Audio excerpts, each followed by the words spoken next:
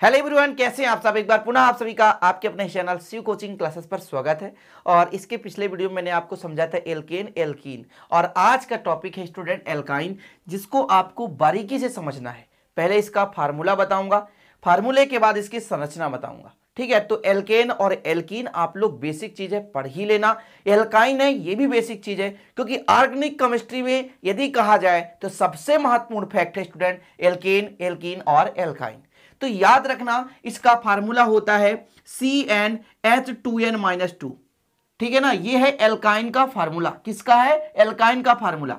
इसके पहले मैंने एल्केन बताया था, जो कि शायद आपको याद होगा, नहीं हो स्टूडेंट तो पढ़ लो भैया, याद कर लो, CnH2n+2।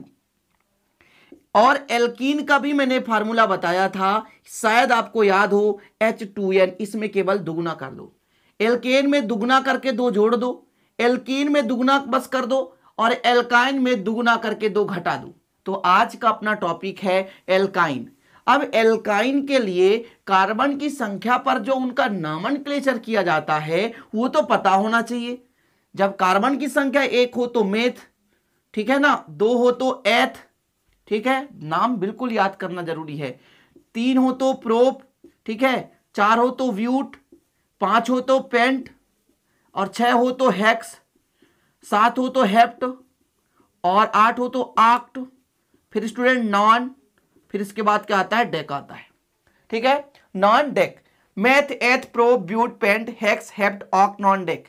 ये कार्बन की संख्या पर डिपेंड कर रही है। कार्बन की संख्या 4, 5, 6, 7, 8, 9, 10।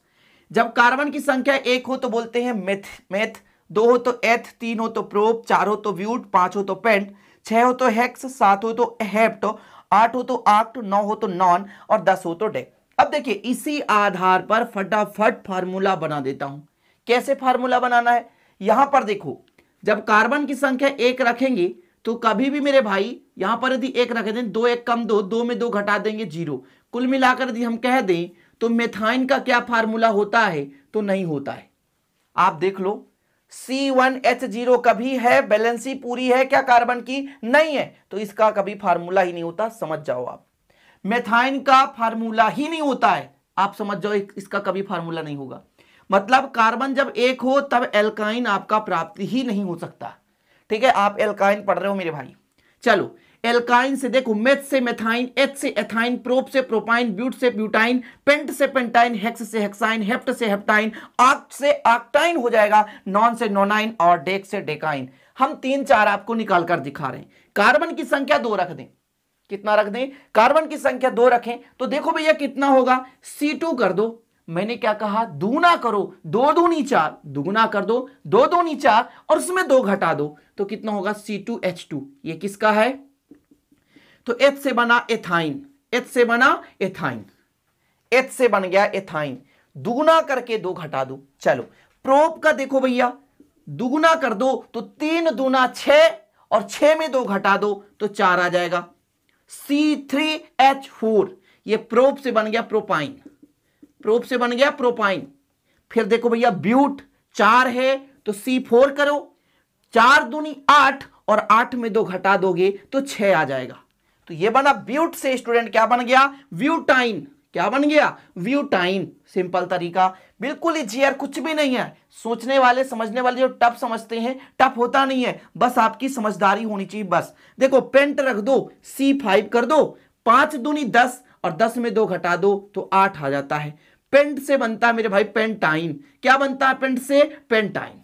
अब हेक्स से यदि आपसे पूछा जाए तो आप सिंपल तरीके से बोल दोगे कि 6, C6 हो गया, 6 दूनी 12, और 12 में 2 घटा दो तो 10 आ गया। ये देखो मेरे भाई, ये क्या बन गया? हेक्स से हेक्साइन। तो इस प्रकार से आप और आगे बना सकते हो। जब 7 रखोगे तो 7 दूनी 14, और 14 में 2 घटा दोगे भैया तो कह दोगे 12 आ गया, और ये कहा गया हेप्टाइन। तो इस प्रकार से आप एल्काइन के फार्मूले तो निकाल सकते हो। और आज का आपका टॉपिक क्या है? एल्काइन के फार्मूले, एल्काइन समूह के नाम और इसकी संरचना। आज का तो यही टॉपिक है। तो ये आपने फार्मूला निकाल लिया, स्क्रीनशॉट लेना तो ले सकते हो। अब इसकी संरचनाएं देखते हैं, सभी की संरचना देखेंगे। अब मैं आपसे कुछ और बताना चाहता हूं।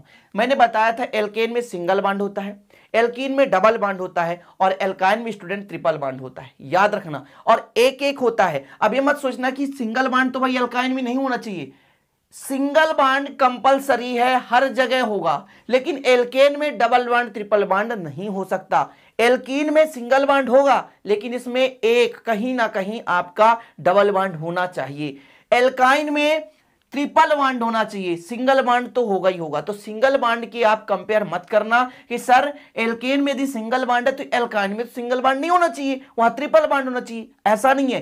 केवल एक ट्रिपल बॉन्ड कहीं भी उपस्थित हो तो एल्काइन समूह का जो यौगिक है वो कहलाएगा। चलिए कोई भी संरचना उठाते हैं अपन, मेथाइन तो होता नहीं है, मैंने कहा एक कार्बन का एल्काइन समूह होता ही नहीं है। चलिए संरचना बनाना है, इनकी क्रम से मैं बनाता हूं, 2-3 बना के दिखा दूंगा, आप आसानी से कर लोगे। चलो पहले ही नंबर देखते हैं भैया, 2 कार्बन है तो आपने 2 कार्बन ले लिया, 2 कार्बन है तो 2 कार्बन ले लिया। चलिए अब कार्बन कार्बन के बीच कितना बॉन्ड लगाना है, सिंगल बॉन्ड लगाना है कि डबल बॉन्ड? तो एल्काइन में आपको पता है कि एक डबल बॉन्ड तो होना चाहिए, कंपलसरी है। तो अब कार्बन कार्बन के बीच ही डबल बॉन्ड लग सकता है, ठीक। अब कार्बन की वैलेंसी कितनी होती है, सॉरी एल्काइन पढ़ रहे हो ना, एल्काइन, एल्काइन में ट्रिपल बॉन्ड होता है, ट्रिपल बॉन्ड, तो कार्बन कार्बन के बीच ट्रिपल बॉन्ड लगा दिया। एल्कीन में डबल बॉन्ड, एल्काइन में ट्रिपल बॉन्ड। चलो तो यहां पर कितने हाइड्रोजन है, 2। इस कार्बन की वैलेंसी देखो, कार्बन की जो वैलेंसी होती है कितनी होती है, 4, कार्बन की वैलेंसी 4। इस कार्बन की देखो 1 2 3, एक की कमी है तो एक हाइड्रोजन हमने जोड़ दिया। इस कार्बन में देखो तो 1 2 3, 3 से जोड़ के रखा हुआ है, केवल एक की कमी है तो एक इधर जोड़ दिया भैया। ये आपका संरचना बन गया। किसका संरचना बना मेरे भाई, तो ये बन गया एथाइन का। एथाइन का, इसी को बोलते हैं एसिटिलीन। क्या बोलते हैं, एसिटिलीन। बच्चों लिख लेना एसिटिलीन का फार्मूला, एसिटिलीन, एसिटिलीन का फार्मूला C2H2, यही एसिटिलीन है, ठीक है। चलो आगे अब प्रोपाइन का आपको संरचना बनाना है। कितने कार्बन दिख रहे हैं, 3 कार्बन दिख रहे हैं आपको। 3 कार्बन सिंपल तरीके से लिख दो। मैंने क्या कहा, एल्काइन है, कहीं ना कहीं ट्रिपल बॉन्ड होगा, तो बना दो, चाहे इसमें कहीं भी बना दो, ट्रिपल बॉन्ड बना दो। मैं यहां पे बना देता हूं ट्रिपल बॉन्ड, बना दिया ट्रिपल बॉन्ड। अब क्या करना है, हाइड्रोजन जोड़ना है। क्या करना है, हाइड्रोजन जोड़ना है। कैसे जोड़ते हैं, वैलेंसी के आधार पर जोड़ते हैं। एक कार्बन की वैलेंसी 4 होती है, तो यहां से देखा जाए तो ये जो कार्बन है स्टूडेंट 1 2 3, 3 से जोड़ के रखा है, 3 से जोड़ के रखा है, एक चाहिए इसको, एक हाइड्रोजन यहां पे जोड़ देता हूं। इस कार्बन में देखो तो 1 2 3 4, मतलब इस कार्बन की वैलेंसी कंप्लीट है, इसमें कोई भी हाइड्रोजन जोड़ने की आवश्यकता नहीं है मेरे डियर। तो इस कार्बन को उठा लो, इस कार्बन में केवल एक बॉन्ड लगा हुआ है, मतलब 3 जोड़ सकता है, तो इसके साथ हमने 3 हाइड्रोजन जोड़ दिया। इस प्रकार से ये किसका संरचना बन चुका है, प्रोपाइन का संरचना बन चुका है। हो सकता था डबल बॉन्ड यहां ना लगाकर हम यहां लगा सकते थे, डबल बॉन्ड यहां ना लगाकर यहां लगा सकते थे, कोई दिक्कत नहीं। तो ये 2 संरचनाएं आशा करता हूं कि आपसे बन जाएगा। 2-3 और देख लो जो आपको टफ लगे, जो आपको कठिन लगे। जैसे मैं उठाता हूं ब्यूटाइन का ही उठा लेता हूं। कितने कार्बन, 4 कार्बन का उठा रहा हूं, 1 2 3 और 4। थोड़ा सा आपको दिख नहीं रहा होगा, बड़ा सा अक्षर बना देता हूं। ये 4 कार्बन हो गए, 4 कार्बन हो गए, सिंपल तरीका। अब देखना है कि ये एल्काइन समूह का कहीं भी हम ट्रिपल बॉन्ड लगा दें, फर्स्ट सेकंड थर्ड कहीं भी लगा दो, कंपलसरी है। आप ये मत समझना कि सर आपने बीच में लगाया तो हम ही भी बीच में ही लगाएंगे तभी सही होगा, ऐसा कुछ नहीं है मेरे प्यारे भाइयों। कहीं भी आप लगा दो, बस बैलेंसी के आधार पर इसमें हाइड्रोजन का डोज देना है। चलो यहां से उठा लो, एक कार्बन है, इसके साथ सिंगल बॉन्ड लगा हुआ है, 3 के साथ क्रिया कर सकता है, तो कुछ नहीं 3 हाइड्रोजन इनके साथ जोड़ दो, ये हो गया कंप्लीट। इस कार्बन की बात करें तो 1 2 3 1 4, ये तो कंप्लीट है, इसमें कोई क्रिया करने की आवश्यकता नहीं है। इस कार्बन में देखो 1 2 3 4, ये भी कंप्लीट है। इस कार्बन में देखो तो सिंगल बॉन्ड से जुड़ा हुआ है, इसमें भी 3 की आवश्यकता है, तो 3 हमने हाइड्रोजन जोड़ दिए। इस प्रकार से देखो 1 2 3 4 कार्बन हो गए और 3 और 3 6 हाइड्रोजन हो गए। तो देख लो C4H6, ये हो गया ब्यूटाइन का संरचना। ये संरचना है भैया किसका, ब्यूटाइन का संरचना है। देखो सिंपल तरीका से आप निकाल सकते हो, बस आपको बैलेंस ही पता होना चाहिए कि कार्बन के बातम कोष में 4 इलेक्ट्रॉन है तो 4 ले भी सकता है, 4 दे भी सकता है। यहां हाइड्रोजन देता है, कार्बन लेता है, इसलिए कार्बन यहां ऋण विद्युती और हाइड्रोजन धन विद्युती है। चलिए एक आखिरी संरचना बता रहा हूं मेरे प्यारे भाई, एल्केन एल्कीन जरूर पढ़ लेना। एल्काइन ये तीसरा बेसिक केमिस्ट्री का पार्ट है, प्लीज उसे यदि आप समझ लोगे तो एल्काइन और अच्छे से समझ में आएगा। चलिए एक और उठाता हूं, हेक्साइन लेता हूं, ठीक है, या हेप्टाइन कुछ भी ले तो हेक्साइन लेता हूं। कार्बन कितने होने चाहिए, 6, कार्बन 6, 1 2 3 4 5 6 कार्बन मैंने ले लिया।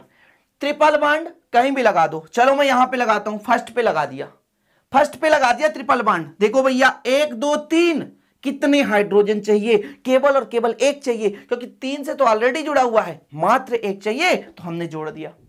इस कार्बन की बात करें तो 1 2 3 1 4, इसकी कंप्लीट है, देख लो कंप्लीट है, क्योंकि बैलेंसी केवल और केवल 4 होती है।